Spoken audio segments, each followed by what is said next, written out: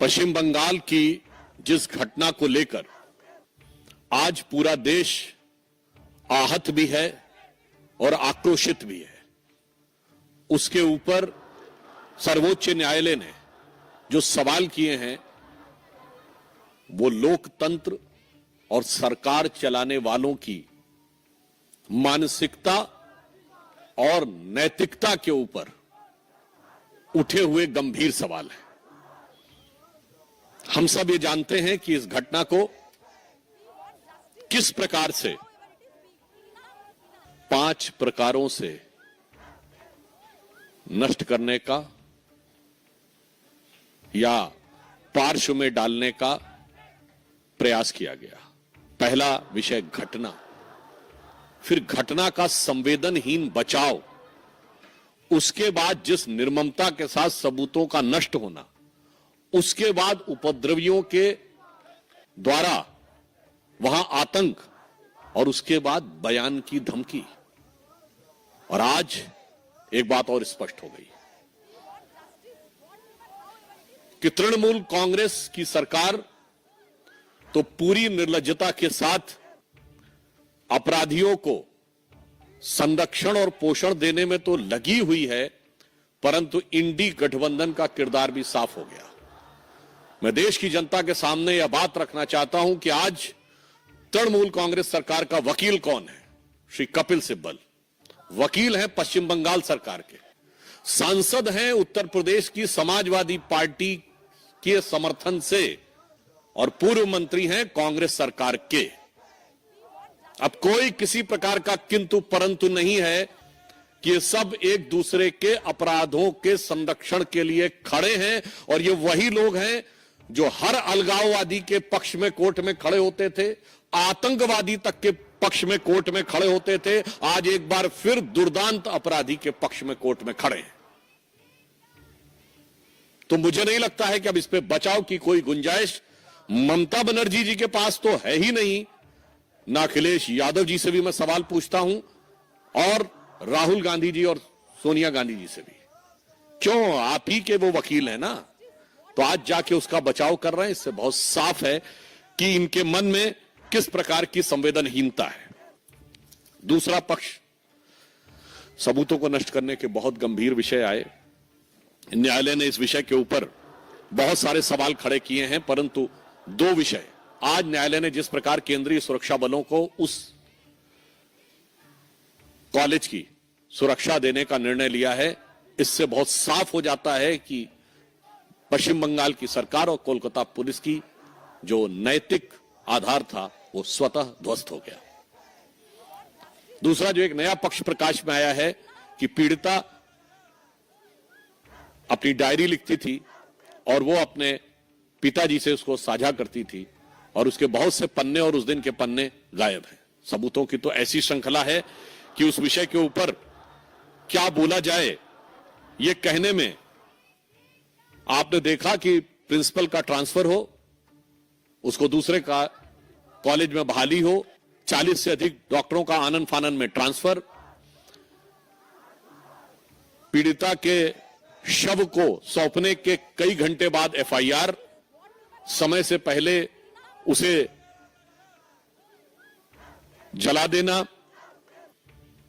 Director से पूछताछ न करना, और उससे अधिक गंभीर बात, जो प्रश्न पूछ रहा है उसके ऊपर कार्रवाई हो रही है। मैं एक नैतिक सवाल भी पूछना चाहता हूं कि सोशल मीडिया या वक्तव्य में यदि कोई भी व्यक्ति बयान दे देगा, सर्वोच्च न्यायालय ने इसका भी संज्ञान लिया है, तो जिस प्रकार से कार्रवाई आवश्यकता थी कि कठोर कार्रवाई यह सरकार करती उन लोगों के विरुद्ध जिन्होंने यह कार्य किया था, उल्टे कार्रवाई उन पे हो रही है जो कि इंसाफ की मांग उठा रहे हैं। चाहे 23 वर्षीय पॉलिटेक्निक की छात्रा सागनिका लाहा ने इस घटना को लेकर सरकार पे हमला किया तो उसको गिरफ्तार करने की कार्रवाई कर दी गई। भवानीपुर में एक छात्रा ने यह विषय को उठाया तो पश्चिम बंगाल सरकार ने उसे गिरफ्तार कर लिया, 18 वर्षीय छात्रा कीर्ति शर्मा को। पीड़िता के माता पिता ने भी बयान दिया, और तो और तृणमूल कांग्रेस के शांतनु सेन ने कॉलेज के खिलाफ बोला तो ऐसी जानकारी आई कि उन्हें प्रवक्ता पद से हटा दिया गया।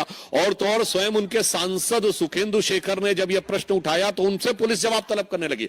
हमारे सांसद से कर रही है, वो तो उनकी प्रवृत्ति हमेशा से पता है, पर आप सोचिए कि अपने सांसद और अपने नेताओं पर भी कार्रवाई कर रही है। एक बहुत बड़ा सवाल उठता है। यह दर्शाता है, मैं देश के लोगों से कहना चाहता हूं कि इस बात को सोचिए कि इन पे तो कार्रवाई कर रही है, और उससे अधिक दुखद और दुर्दांत बयान उनके नेता दे रहे हैं। यदि उनके मंत्री उदयन गुहा ये बोलते हैं कि ममता जी की तरफ जो उंगली उठेगी तो वो उंगली तोड़ दी जाएगी, तो कोई ऐसा बयान देता है कि जो पीड़ित और आहत डॉक्टर हैं वो अपने गर्लफ्रेंड और बॉयफ्रेंड के साथ घूमने के लिए वहां बैठे हैं, तो उनके एक सांसद अरूप चक्रवर्ती इस ढंग का बयान देते हैं कि परिणाम भुगतना पड़ेगा। मैं देश के लोगों से पीड़ा और गंभीरता के साथ अपनी पार्टी की तरफ से कहना चाहता हूं कि आप सोचिए कि संविधान कितने बड़े खतरे में है आज पश्चिम बंगाल में। आप कल्पना करिए कि यदि इनकी कहीं सरकार होती केंद्र में तो उंगली तोड़ दी जाती, जो इनके मंत्री ने कहा है, उदयन गुहा ने, जो संदीप चक्रवर्ती ने, अरूप चक्रवर्ती ने कहा है, तो परिणाम भुगता दिया होता। आज सर्वोच्च न्यायालय और केंद्रीय बलों के हस्तक्षेप के बाद यह स्थिति है, तो मैं यह बात जिम्मेदारी के साथ कहना चाहता हूं। और आप देख रहे हैं कि इंडी गठबंधन के दलों में जो दुरभिसंधि है कि कांग्रेस के पुराने नेता, सपा के वर्तमान सांसद, सपा के समर्थन से बने वर्तमान सांसद तृणमूल कांग्रेस के वकील हैं, जिनकी ख्याति अपराधियों और अलगाववादियों का समर्थन करने की है। अर्थात अब बहुत साफ हो गया है कि संविधान इंडी गठबंधन की सरकारों में खतरे में है। और सिर्फ संविधान ही नहीं खतरे में है, जान और जहान भी खतरे में है और मान सम्मान भी खतरे में है। परंतु हम यह आश्वस्त करना चाहते हैं कि केंद्र सरकार कोई कोर कसर उठाकर नहीं रखेगी कि पीड़ित परिवार को न्याय सुनिश्चित हो सके। और इसके लिए चूंकि सर्वोच्च न्यायालय ने स्वतः संज्ञान ले लिया है, तो जो कानूनी प्रक्रिया है वो तो न्यायालय के दिशा निर्देश में चलेगी। उसमें जो भी सक्रिय, सकारात्मक और त्वरित सहयोग, means assertive, active and fast contribution which will be required on the part of the government, they will provide. और पूरे देश भर में चिकित्सकों के मन में जिस प्रकार का आक्रोश और वेदना है, हम उसके साथ हैं। और फिर हम साफ ये कहना चाहते हैं कि राहुल गांधी जी, ये मोहब्बत की दुकान में कैसे कैसे नफरती सामान है। आप सोचिए, उत्तर प्रदेश के कन्नौज से लेके कोलकाता तक जो कुछ हो रहा है, यदि इनकी किसी कारणवश केंद्र में सरकार होती तो दृश्य कितना खौफनाक होता। तो मैं उन लोगों से के प्रति संवेदना व्यक्त करते हुए पीड़ित परिवारों की तरफ से कहना चाहूंगा, ममता बनर्जी जी की सरकार को, जिसने निर्ममता की समस्त सीमाएं पार कर दी हैं, कि फिर उन निराश नयनों को जिनके आंसू सूखे हैं, देखो उन निराश नयनों को जिनके आंसू सूखे हैं, जो न्याय हेतु अभी तक पथ देखते हुए रूखे हैं। धन्यवाद।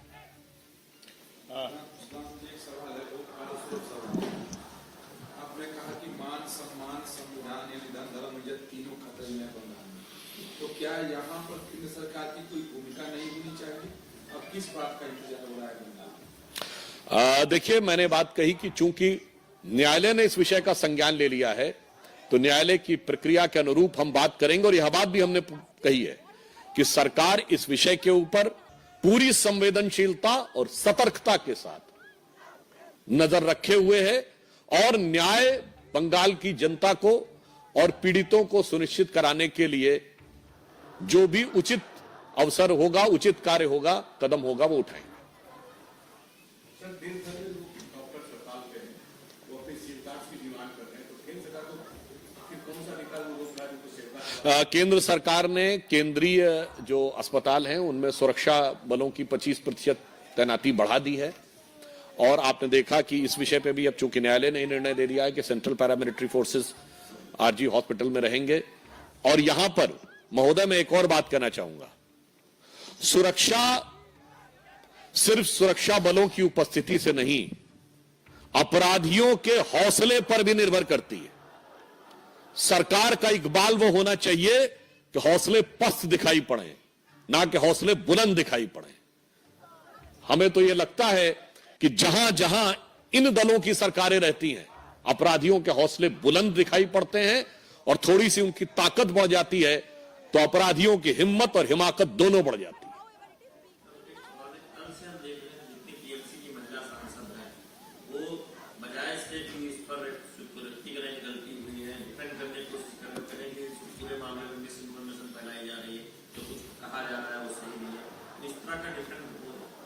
मुझे लगता है कि सर्वोच्च न्यायालय के आज के टिप्पणी और सवाल के बाद भी यदि कोई व्यक्ति ये कहे कि इसमें कोई दूसरी बात है या बचाव करने का प्रयास करे, तो मुझे लगता है कि ये संवेदनहीनता और सत्ता लोलुपता में मानवीय मूल्यों को कुचलने की पराकाष्ठा है।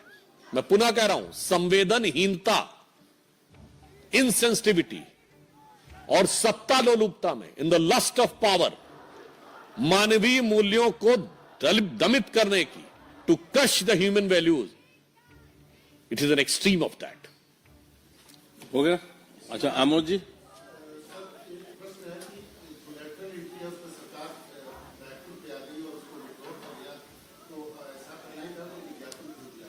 सरकार ने इस विषय के ऊपर आज निर्णय ले लिया तो मुझे लगता है उस आगे कोई उस पर टिप्पणी करने की आवश्यकता नहीं। राहुल गांधी ये डिसीजन लिया गया है कि सरकार ने रोल बैक किया, जबकि लेटर में साफ है कि इसमें रिजर्वेशन का सिस्टम नहीं है। पीएम ने कहा है कि हम सोशल जस्टिस को बराबर रखना चाहते हैं, बट कांग्रेस कह रही है कि राहुल गांधी की वजह से ये डिसीजन लिया गया है सेलेक्टेड एंट्री को जो वापस किया गया नोटिफिकेशन। राहुल गांधी जी और उनके खानदान की जो खानदानी विरासत है आरक्षण और SC ST OBC को लेके, वो किसी से छुपी हुई नहीं है और उनकी अज्ञानता भी किसी से छुपी हुई नहीं है। मैं राहुल गांधी से पूछना चाहता हूं, उस समय बहुत बोल रहे थे ना कि उनको इतने सेक्रेटरी नजर नहीं आते। अभी हमारे कैबिनेट सेक्रेटरी बने हैं, किस बैच के हैं? राहुल गांधी को ना पता बताए 1987 बैच के। मैं राहुल गांधी से सवाल पूछना चाहता हूं कि 1987 में आपकी पार्टी नहीं, आपके पिताजी की सरकार थी, बताइए कितने SC ST OBC थे उस समय आए थे? क्यों आरक्षण नहीं दिया था आपने OBC को? कम से कम अपने पिताजी का तो जवाब दीजिए, उसके बाद हमसे सवाल कीजिए।